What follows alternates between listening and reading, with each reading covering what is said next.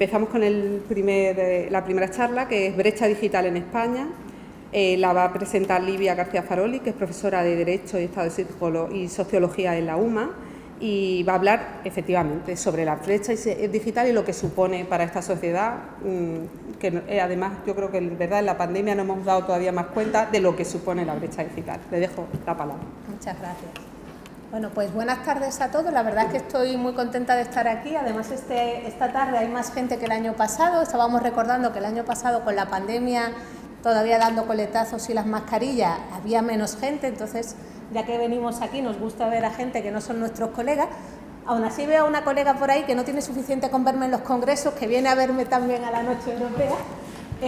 Y yo voy a presentar esta brecha digital en España, que es un brevísimo resumen, lo vais a ver, de una cosa que va a salir dentro de poco, un artículo, si alguien tiene interés en verlo. He sacado algunos datos muy sencillos, hay análisis más complejos, pero no he querido tampoco un viernes por la tarde abusar de vuestra paciencia.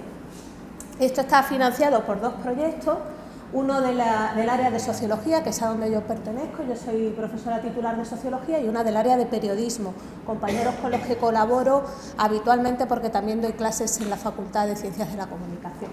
Y algunas de las cosas que queremos investigar son los retos que hay en la sociedad digital, y uno de estos retos es el tema de la brecha o de la desigualdad digital. Si yo pregunto quién no tiene internet ahora, pues seguramente todos me diréis, todos tenemos internet. Bien, el caso es que cuando empezó internet a generalizarse, aunque el invento fue en los años 60, pero cuando empezó a llegar a la población con la aparición de los ordenadores personales, se empezó a hablar de la llamada primera brecha digital, que era la brecha que tiene que ver con el acceso, es decir, quién tenía internet a través de un ordenador y quién no. Cuando se empezó a extender internet, se empezó a hablar de los usos, es decir, tenías internet pero lo usabas o no lo usabas. Y ahora estamos en una fase que es la llamada tercera brecha digital, que es ¿qué tipo de usos das? Mucha gente usa internet sobre todo para estar en redes sociales, para usar el WhatsApp, para comunicarse con los amigos, con la familia, pero no va más allá de todas esas posibilidades que existen en internet. Entonces, lo que se está investigando últimamente es cómo hay usos beneficiosos de internet que no están repartidos por igual en toda la población. Hay población que se aprovecha más de esas posibilidades y población que menos. Para que veáis simplemente cómo ha evolucionado el uso de internet en España del 2006 al 2019, bueno, aquí hay un montón de rayitas de colores, pero por destacaros que los colores que están más abajo son las personas de más edad, las personas con menos estudios y las personas de entornos rurales, que son los porcentajes más bajos, pues en los últimos 13-14 años han subido muchísimo su participación como usuarios de internet habituales, ¿vale?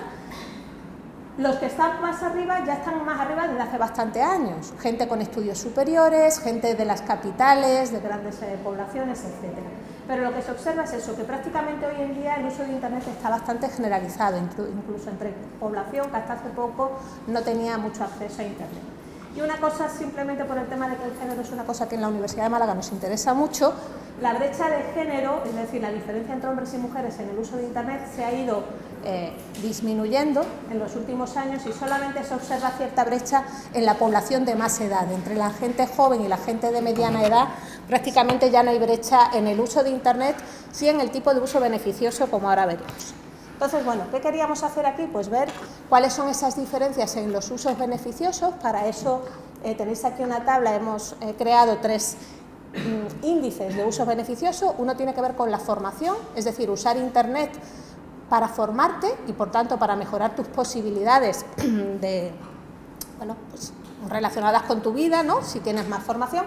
Otro que tiene que ver con mejorar tu posición laboral y otro que tiene que ver con la participación cívica y social. Entonces, a través de estos tres índices, que se han usado datos del Instituto Nacional de Estadística, que es uno de los grandes institutos para datos de investigación social, se ha analizado cómo los usos beneficiosos de estos tres tipos se distribuyen en la población, según el sexo, la edad, el nivel de ingresos, el hábitat y la ocupación. Muy rápidamente, no pretendo que os leáis todo esto, yo os cuento las conclusiones, simplemente aquí hay unos promedios por los índices, os he puesto en azul los valores más altos y en rojo los valores más bajos, y casi que me voy al morado que hay arriba, y el morado que hay arriba, que me lo está boicoteando, lo del disco está casi lleno, pero bueno, os lo cuento yo, gran parte de la población no usa internet. para cosas, es que justo me da coraje porque está justo en el porcentaje más chiquito, que un 21%, a ver si lo puedo cerrar. El 60% de la población tiene valor cero en la formación, es decir, no usa Internet para nada que tenga que ver con formarse, el 60% de la población española.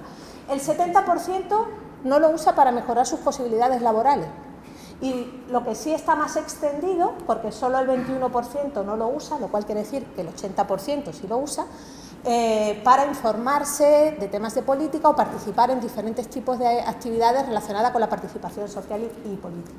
Entonces, como decía, os he subrayado en rojo algunos grupos que tienen una participación minoritaria, en azul algunos que tienen una participación pues más elevada, y las conclusiones que podemos sacar, que las tenéis un poquito aquí a la izquierda, es que en cuanto a la formación, precisamente los que más usan Internet para formarse son gente joven, gente que ya es estudiante, gente que tiene mayor nivel de ingresos, gente que está ocupada, que ya tiene un empleo o que vive en ciudades grandes, mientras que gente con el perfil diferente, es decir, con el perfil de personas de más edad, con menos estudios, de zonas rurales, etcétera, no suelen usar las posibilidades que te ofrece Internet para formarte.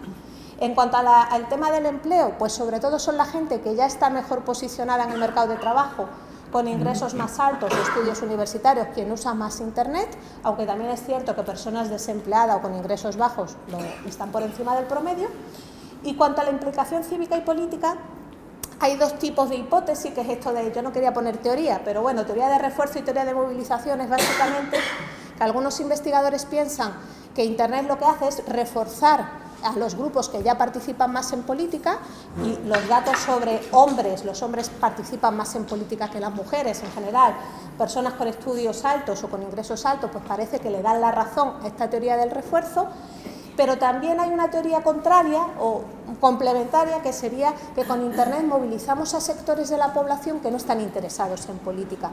Y también hay algunos datos que confirman esto. La gente más joven y los estudiantes están más implicados políticamente gracias a Internet, y por eso tienen esos promedios más altos que el resto de la población.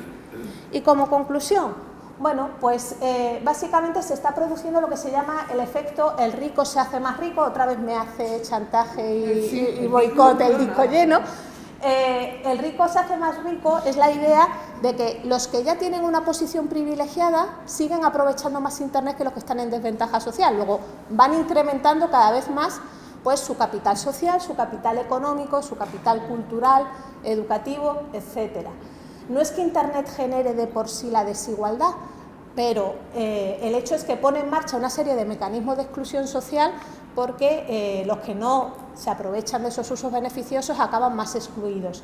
Con lo cual, al final, se produce una doble exclusión social. Los mismos que están excluidos en el mundo offline son también los que están excluidos en el mundo online, con lo cual están peor en las dos dimensiones, ¿no? Los tipos de variables que se han tenido en cuenta y que se ven que son relevantes es sobre todo el tema de los estudios, los ingresos y el hábitat. Y como implicaciones políticas, bueno, pues se sugiere, primero, tiene que haber infraestructuras, me refiero a nivel de España, ¿no?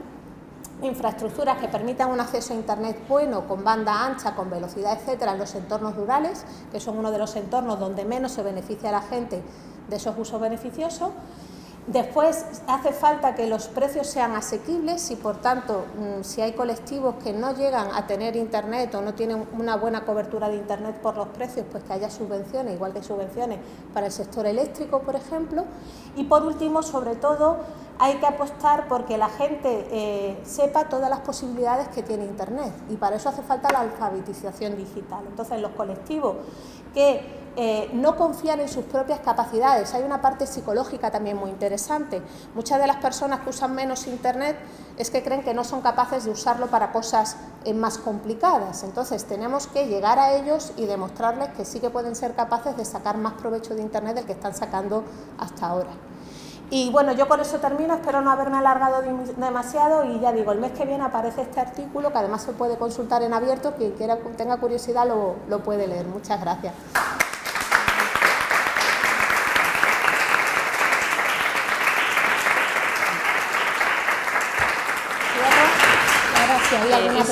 Si había, lo que hemos decidido es que, como son temas distintos, que vamos a hacer preguntas cada una de las charlas. Si alguien tiene alguna pregunta, ¿Tiene alguna duda? ¿Quiere alguna aclaración? Sí, me ha encantado que termine hablando de la alfabetización digital.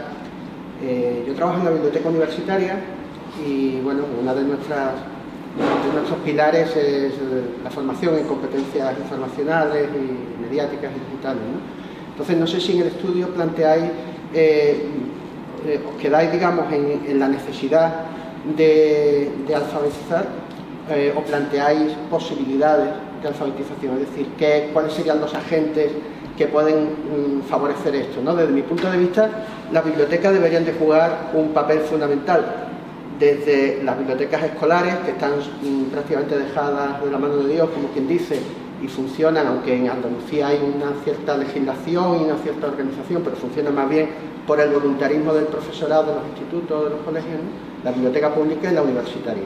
Pero bueno, no sé si me llega porque a veces cuando el común de la gente habla de brecha digital piensa en la primera parte que tú planteabas, ¿no? De problemas técnicos o económicos para llegar. Sin embargo, vamos, al menos desde la experiencia que tenemos en la biblioteca, vemos que los estudiantes universitarios llegan a primero, ¿no? A segundo, a tercero, es decir, son gente que tiene una formación, que tiene un estatus económico que le permite al menos llegar a la universidad y que probablemente tienen en su casa banda ancha y un móvil mejor que el mío, etcétera, y sin embargo no están formados, no tienen la competencia digital para poder hacer uso bueno y adecuado a nivel de investigación, por ejemplo, de recopilar información, etcétera, ¿no? Totalmente. Bueno, aquí tenemos todos, damos clases a alumnos, yo doy clases de primero, bueno, doy de primero y de máster, y la verdad es que en el máster es diferente al primero, pero sí, saben mucho, todo lo que sea Instagram y tal, son los reyes, pero luego le dices que busquen en una base de datos y no saben cómo aclararse cómo buscar en una base de datos. Entonces está claro que las bibliotecas y probablemente los colegios, los institutos tienen un papel muy importante ahí. Pero no ese es el único colectivo que nos preocupa, ese es uno, además, como han comentado por aquí, con la pandemia nos dimos cuenta de que hubo muchas desigualdades, se está investigando, entre la población estudiantil, no solo por el acceso o si tenías ordenador o no, sino porque no sabían manejarse ni ellos ni sus padres pues para esas clases online que tuvimos durante los 3 meses de confinamiento y al año siguiente con esta dualidad de baja clase una semana sí, una semana no. Pero más allá de esa población, nos interesa, por ejemplo, mucho la población mayor. En el grupo de periodismo en el que formo parte de este grupo se está trabajando mucho con el tema de la alfabetización digital con mayores. El aula de mayores de la Universidad de Málaga, por ejemplo, es una iniciativa que hay sobre este tema. El tema rural es muy importante porque, ya digo, no es solo la infraestructura, que también, sino que la población rural parece un poco como que nadie les hace mucho caso y entonces pues también hay que ir a los núcleos rurales para intentar, no sé si a través de esas redes de bibliotecas más municipales o a través de iniciativas como la Diputación, a través de la Diputación que llega a los ayuntamientos pequeños, etcétera, ¿no? Pero sí hay un compromiso, vamos, yo estoy en esta parte empezando, pero mis compañeros de periodismo llevan más tiempo y llevan bastante tiempo haciendo talleres de diferentes tipos. De hecho, dentro de unos días vamos a hacer un taller sobre otro de los temas que estoy trabajando, que es el de la desinformación, que tiene que ver con las competencias digitales también. Y lo vamos a hacer para personal de las administraciones locales, para que aprendan un poco a detectar esa desinformación y sepan, de cara a la ciudadanía de los pueblos pequeños, etcétera, ellos sean también un poco un agente de cambio para que empiecen a detectar esa desinformación en los núcleos rurales. O sea que sí, por supuesto que es importantísimo invertir en eso.